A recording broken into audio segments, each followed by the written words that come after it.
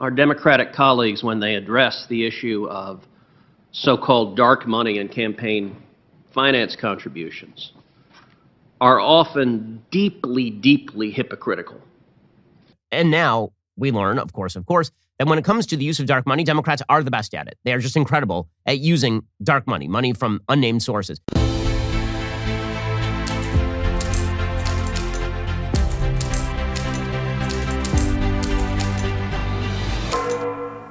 An NBC investigation found that Democrats might actually be on track to top Republicans in dark money donations. NBC's Laura Strickler is the reporter behind that story. She joins me now from Washington, D.C. And Laura, what exactly is dark money for people who don't know, and what role does it play in our elections? Great question, Allison. So the vast majority of money that's in our elections, we know where it's from and we know where it's going. But about 10 years ago, the Supreme Court said they would allow in money into our elections that where we don't know who has actually given the money. And so for the last 10 years, we've seen Republicans embracing this opportunity, putting money into elections from anonymous donors. But last year, in 2018, that flipped. And now Democrats, at least as of last year, were dominating the dark money operations around the country. Kenneth Vogel and Shane Goldmacher reporting for the New York Times. For much of the last decade, Democrats complained with a mix of indignation, frustration, and envy that Republicans and their allies were spending hundreds of millions of difficult-to-trace dollars to influence politics. Dark money became a dirty word, as the left warned of the threat of corruption posed by corporations and billionaires that were spending unlimited sums through loosely regulated nonprofits which did not disclose their donors' identities. Then came the 2020 election. Spurred by opposition to then-President Trump, donors and operatives allied with the Democratic Party embraced dark money with fresh zeal, pulling even with, and by some measures, surpassing Republicans in 2020 spending, according to a New York Times analysis of tax filings and other data. Now, realistically, depending on how you count dark money, Democrats have always had a leg up in this area. Right? Union money is effectively dark money, and unions have been spending billions of dollars on our elections for decades at this point. And if you're going to look at how Democrats spent actual dark money in the last year, you really have to look at all the donations that giant corporations were making to Black Lives Matter associated left-wing groups that were doing get-out-the-vote efforts. Here are some facts. Of the top 20 organizations spending money for political speech in the year 2016, 14 of them gave virtually all of their money to Democrats, and another 3 split their money evenly. So only 3 of the top 20 gave money to Republicans. What did that mean in practice? That meant the top 20 super PAC donors contributed $422 million to Democrats and $189 million to Republicans. Those who give these impassioned speeches against dark money don't mention that their side is funded by dark money with a massive differential. The senator from Rhode Island talked about big corporate powers,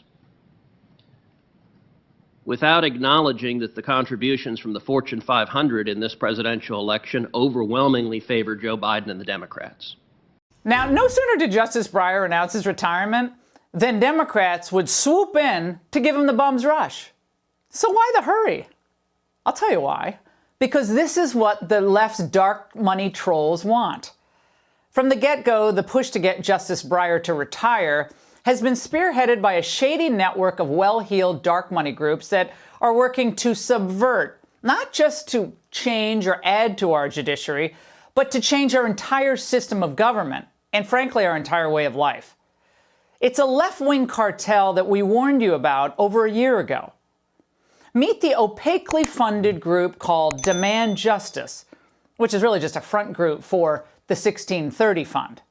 Demand Justice is led by former Clinton campaign spokesman Brian Fallon, who yesterday revealed how this group bullied Breyer off the court and how they want the court to help validate a far-left wish list of radical policies from climate to gun control.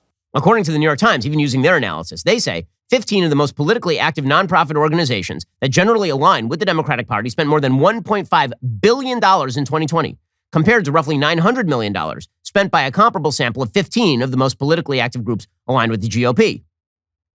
The findings reveal the growth and ascendancy of a shadow political infrastructure that is reshaping American politics as mega donors to these nonprofits take advantage of loose disclosure laws to make multi-million-dollar outlays in total secrecy. Some good government activists worry the exploding role of undisclosed cash threatens to accelerate the erosion of trust in the country's political system.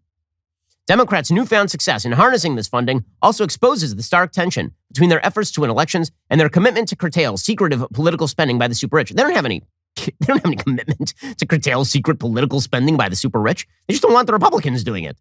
They like ripping on the Koch brothers, but the minute you mention George Soros, they're like, oh, you only hate him because he's a Jew. Meanwhile, Sheldon Adelson was a very, very bad man. And it's all hypocrisy all the way down. But it gets even more interesting when you look at Supreme Court nominations. What's interesting is nowhere in the Senator of Rhode Island's remarks was any reference to a company called Arabella Advisors, which is a for-profit entity that manages nonprofits, including the 1630 Fund and the New Venture Fund. According to the Wall Street Journal this Sunday, in the year 2017 and 2018, those entities reported $987.5 million in revenue. That's nearly $1 billion. We heard a lot of thundering indignation at what was described as $250 million of expenditures. In this case, you've got $1 billion. The Senator of Rhode Island said that much money, much of which is dark money that we don't know who contributed it, he asked, what are they getting for it? A few years ago, the Washington Free Beacon reported that George Soros' Open Society Policy Center marked that it had sent $2.5 million to demand justice for general support. That was between April 1st and June 30th, 2018.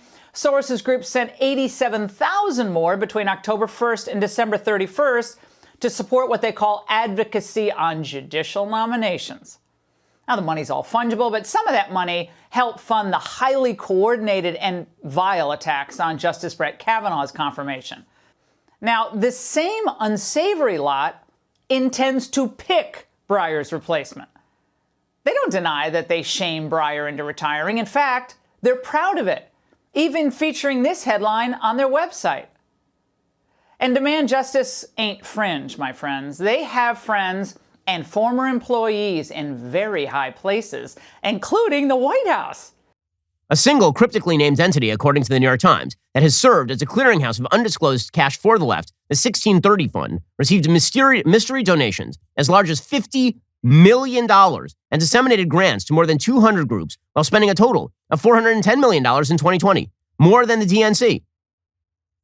Nonprofits do not abide by the same transparency rules or donation limits as parties or campaigns, though they can underwrite many similar activities: advertising, polling, research, voter registration, mobilization, legal fights over voting rules. The scale of secret spending is such that even as small donors have become a potent force in politics, undisclosed money dwarfed the 2020 campaign fundraising of President Biden, who raised $1 billion, or Trump, who raised $810 million. Heading into the midterm elections, Democrats are warning major donors not to give in to the financial complacency that afflicts the party in power. Republicans are rushing to level the dark money playing field to take advantage of what is expected to be a favorable political climate in 2020.